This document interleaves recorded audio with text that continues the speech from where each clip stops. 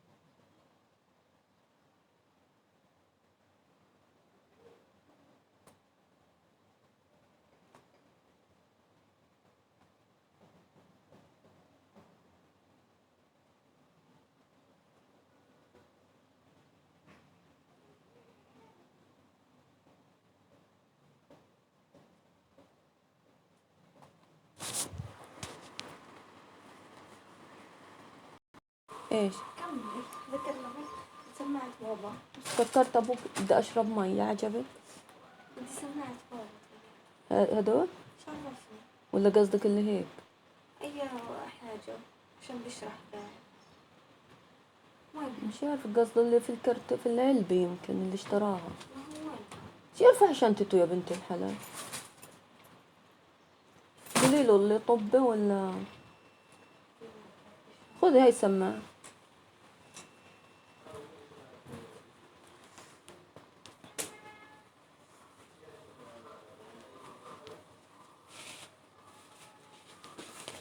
So what Marvell says to his mistress in this poem, he tells her, if we had time, you could be coy.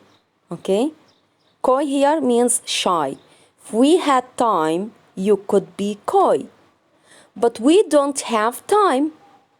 Then what is the conclusion? Okay? Therefore, don't be coy.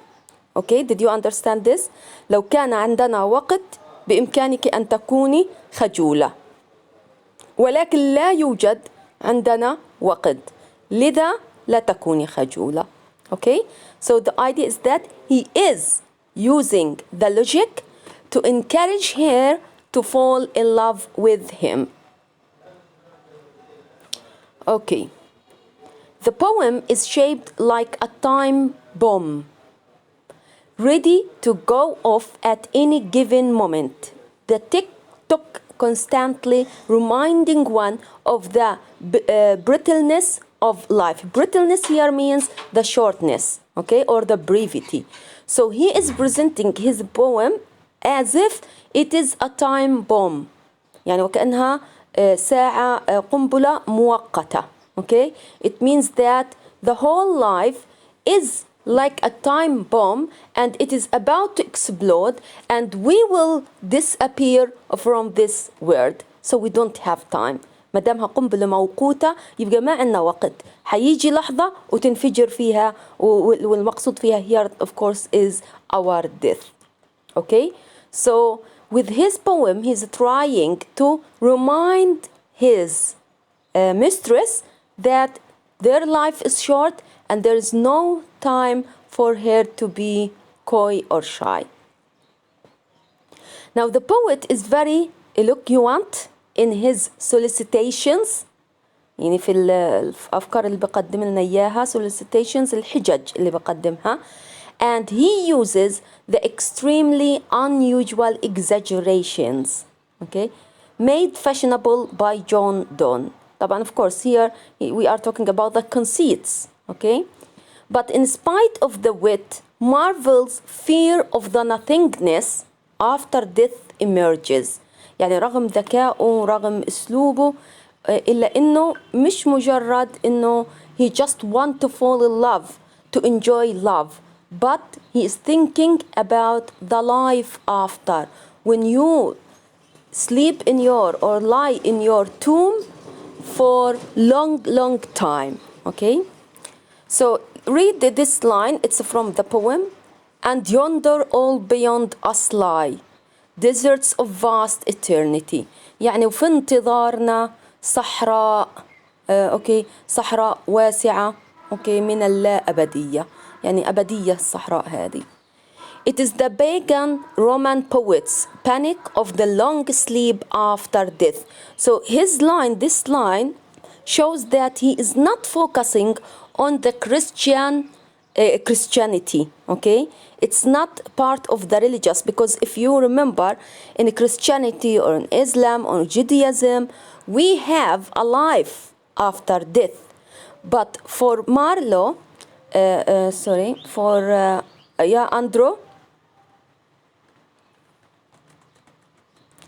for Andrew Marvell, okay, he is taking the point of view of the pagan Roman poets. What do you mean by pagan? Pagan اللي هو الوثني، الشاعر الروماني الوثني. So this is before the existence of religions.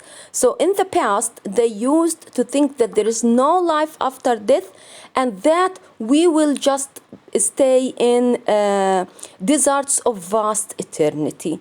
Okay, so he's reflecting, he's alluding to such Roman ideas which are old ideas.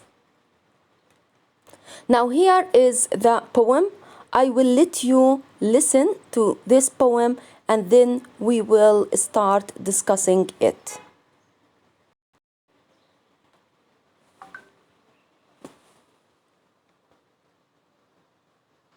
To his coy mistress.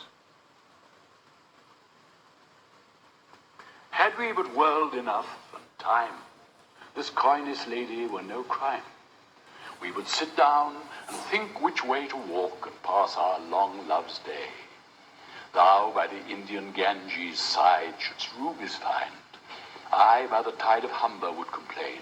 I would love you 10 years before the flood, and you should, if you please, refuse till the conversion of the Jews. My vegetable love should grow vaster than empires and more slow. 100 years should go to praise thine eyes and on thy forehead gaze. 200 to adore each breast, but 30,000 to the rest. An age at least to every part, and the last age should show your heart. For lady, you deserve this state, nor would I love at lower rate. But at my back I always hear time's winged chariot hurrying near, and yonder all before us lie deserts of vast eternity. Thy beauty shall no more be found, nor in thy marble vault shall sound my echoing song. Then worms shall try that long preserved virginity, and your quaint honor turn to dust, and into ashes all my lust. The grave's a fine and private place, but none, I think, do there embrace. Now, therefore, while the youthful hue sits on thy skin like morning dew, and while thy willing soul transpires at every pore with instant fires, now let us sport us while we may. And now, like amorous birds of prey, rather at once our time devour than languish in his slow-chapped power. Let us roll all our strength and all our sweetness up into one ball, and tear our pleasures with rough strife thorough the iron gates of life. Thus, though we cannot make our sun stand still, yet we will make him run.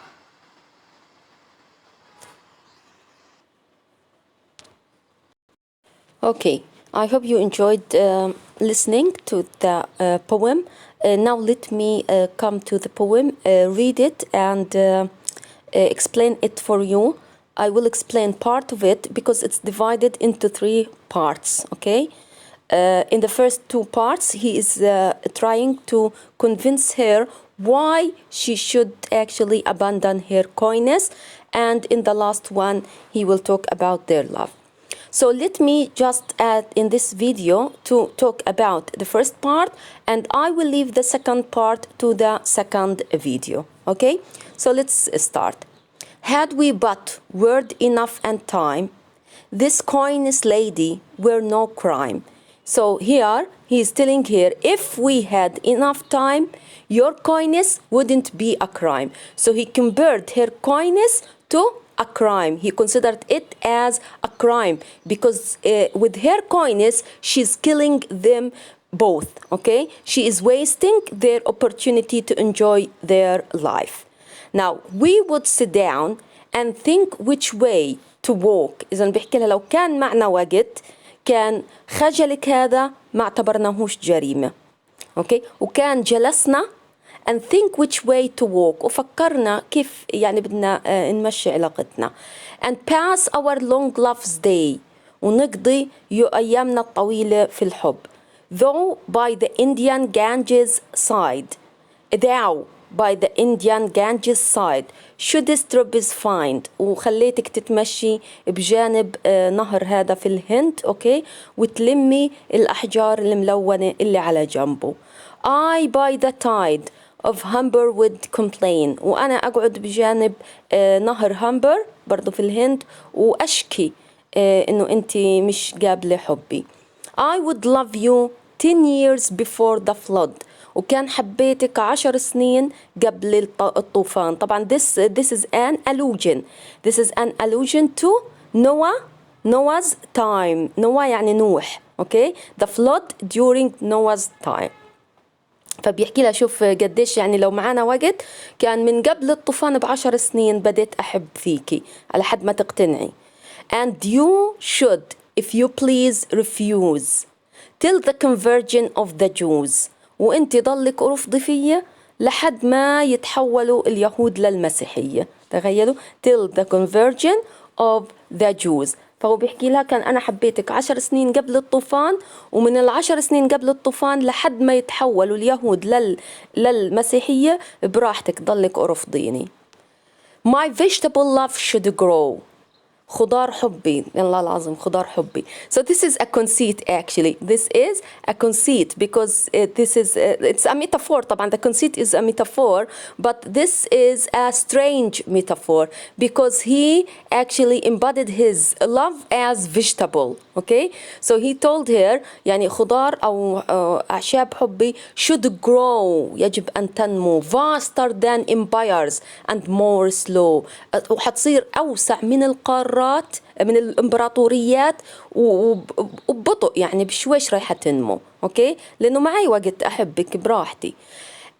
لو طبعا هذا بيحكي and 100 years should go to praise thine eyes. وحاخد 100 سنة وأنا إيش بمدح في عينيكي. and on thy forehead gaze وأضلني محدق في جبينك. 200 to adore each breast. وبدي 200 سنة وأنا أوصف في منطقة الصدر يعني. but 30,000 to the rest. وبدي 30,000 سنة وأنا بوصف في باقي جسمك. an age at least to every part. أنا محتاج عمر لكل جزء فيكي.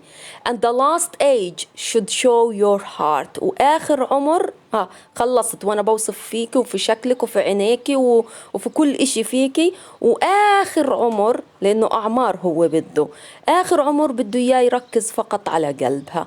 for lady you deserve this state. لأنه أنت بتستحقي إنه أنا آخذ وقت طويل وأنا أحاول أقنعك بحبي وأوصف في جمالك وأوصف في روعتك وأوصف في قلبك لأنه أنت بتستحقي كل هذا. nor would I love at lower rate. وكان ما استعجلت في حبي وحبيت ببطء شديد لحد ما أوصل لك. Okay, now I will stop this video and in the second video I will continue with the second part. Thank you very much.